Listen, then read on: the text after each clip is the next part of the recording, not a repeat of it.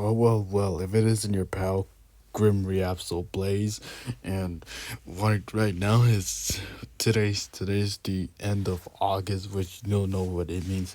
Tomorrow's September, and what's even worse is that back the back the and what's even worse is that back to school is near.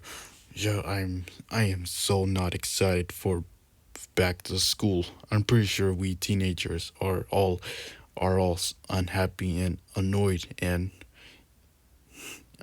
not excited to go back to school. Yeah, this is just stupid. And unfortunately for me, I have to go back. Unfortunately for me, the date of the first day of school is this Thursday, which I wish it could have been on a Friday, which I remember last year's first day of school was on a Friday, but now this year's this back to school is on a Thursday. That's just that's just sad. But one way to cheer me up a little. But what better way to cheer me up a little is just read this story to you guys, which introducing Under the Water. Wonder what's gonna be about, which you already know by the description about a teenage girl whose best friend is plagued by horrible nightmares in which she is drowning. Okay, that's gonna a creepy picture, or at least just scary. Well, well, let's do it. Uh, let's do it. Shall we? So so this is Under the Water. Enjoy. I would like to tell you a story about my best friend. Her name was Marina. She was a true friend and she was always there for me. Whenever I had a problem, Marina was a shoulder to cry on. She was like a sister to me. One night I had a terrible argument with my mother and father. I called Marina and asked if I could come over. She said that she would be very happy to see me, so I went to her house. When she opened the door, I immediately rushed in and started sobbing. She asked me what happened. I told her about the fight I had with my parents. She told me to calm down and took me into the kitchen to pour me a cup of tea. I drank it and then we began to talk. It was late and she asked me to stay overnight. With great pleasure, I accepted her offer. Asked let Marina let me sleep in her bed and she slept on the couch. For a long time I laid awake thinking about my parents. All of a sudden I heard Marina cry out, "No, no, it wasn't me." I jumped out of bed and ran to the living room. When I got there, I saw Marina thrashing back and forth on the floor and clutching her neck with both hands. Again, she cried. "It wasn't me. It wasn't me." I ran to her and began to slap her face. Marina opened her eyes and stared up at me. She had a look of horror on her face. I asked her what had happened, and the only thing she would say was, He came again." I put her to her. I put her in her own bed, poured some water into a glass, and gave her to her to drink. When when she calmed down, she told me a story that shocked me to my very soul. Wonder wonder what happened. What happened to her dream? A few days before, she and her friends had gone camping by a lake. Around here, the lake had a notorious reputation. It was rumored to be haunted. Haunted? I think it's supposed to be haunted.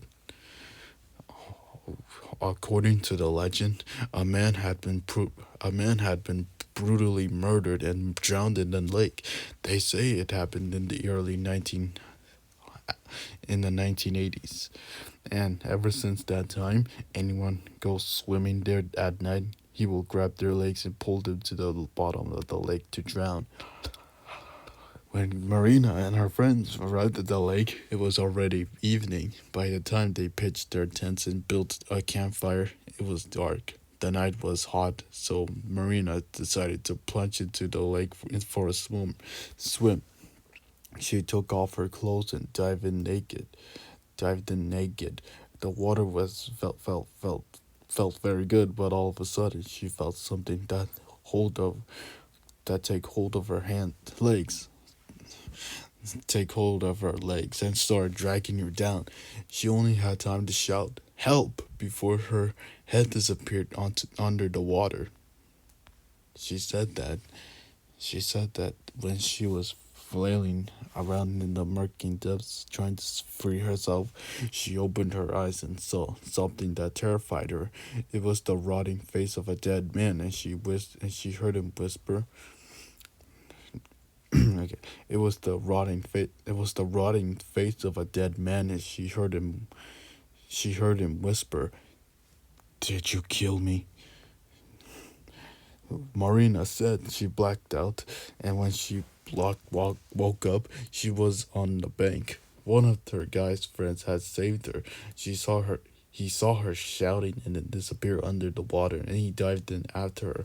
His quick reactions had saved her life.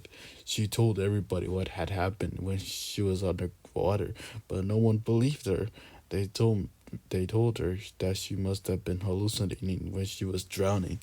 I didn't know whether or not I believed her story myself, but I could tell by the look on her face that she believed it. She begged me to come back to see her the next evening. She was afraid to be alone at night. She needed to have someone with her every night to rescue her from the clutches of this vile creature. I promised her I promised her that I would come back the next day. The next night. Sorry. Yeah, to come back the next night.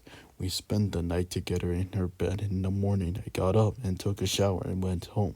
That evening, when I was getting ready to go back to Marina's house, my mother came to my room and asked if I would babysit my little brother for a couple of hours while she was out.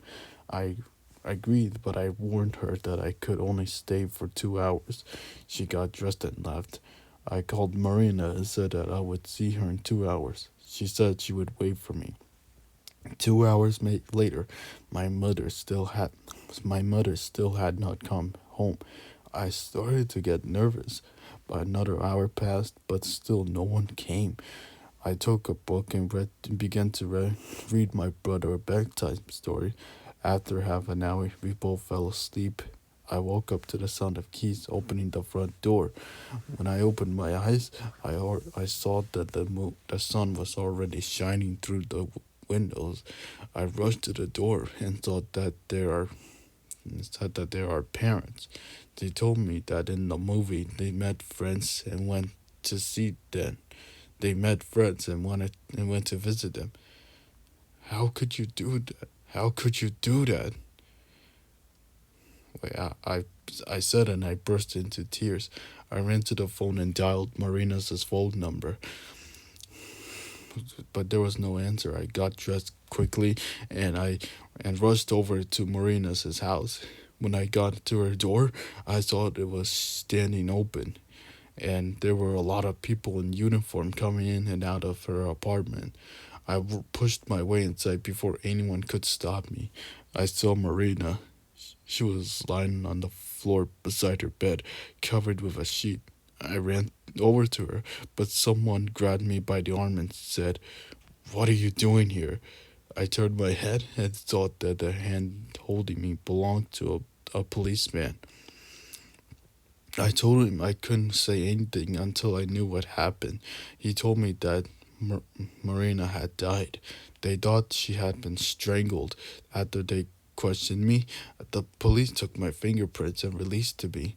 I ran home, shut myself in the room, lay down on the bed, and began to cry. 3 days later, I attended Marina's funeral. They Every day I go to the cemetery to visit her. I bring her favorite flowers and lay them on her grave. I still can't believe my best friend is gone. Okay. the strangest thing, the strangest thing of all was what I found out of. The strangest thing was The strangest thing of all was what I found from her mother. She said Marina wasn't strangled at all. The police did an autopsy and found 4 liters of water in her lungs. Somehow, while she was sleeping soundly in her own bed, Marina drowned. Oh my, oh my. That's just both scary and sad at the same time. Yeah, the fact that Marina died in her sleep, and that she's the girl's best friend. I feel sorry for her. Yeah, this is just, yeah, like I said before, this is just basically just sad. Well, you know what? You know what? This is like more sad than scary. This is like sadder. This is like more sadder than being scary. But all right, guys. So that was under the water. If you guys enjoyed it, please like, subscribe, comment, and as in here are the 2 stories: house on fire and woman in the toilet. But okay, that's a weird title for a story. Woman in the toilet and house on fire. Oh, oh yeah, I remember I read House on Fire last year's Halloween back in 2024. Yeah, that was the best story I've ever read. But but overall, thank you so much for sticking around to the end. Until next time, I'll see you in the next story. Peace.